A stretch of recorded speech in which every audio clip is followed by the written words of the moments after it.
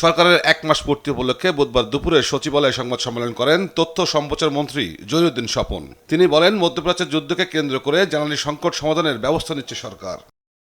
এখনো পর্যন্ত কোনো ধরনের কোনো জ্বালানি মূল্য বৃদ্ধির সিদ্ধান্ত হয়নি। যুদ্ধ সংকটকে মাথায় রেখে যে পরিকল্পনা গ্রহণ করা হয়েছে, অর্থমন্ত্রীর নেতৃত্বে একটা মন্ত্রিপরিষদ কমিটি গঠন করা হয়েছে এবং তারা অত্যন্ত দক্ষতার সঙ্গেই এই সময়কার পরিস্থিতিকে একটা সুষ্ঠু ব্যবস্থাপনার মধ্যে এনেছেন। ফলে আমাদের এই মুহূর্তে কোনো সংকট নাই। আশা করি আমরা সংকটের মোকাবেলা করতে হবে না। প্রাণ লাগছে, খুব খাচ্ছে, আরাম পাচ্ছি।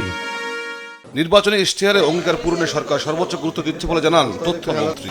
তিনি বলেন, ফ্যামিলি কার্ড, কৃষক কার্ড ও খাল খনন সহ উন্নয়নমূলক নানা কর্মকাণ্ড বাস্তবায়নকে প্রাধান্য দেওয়া হচ্ছে।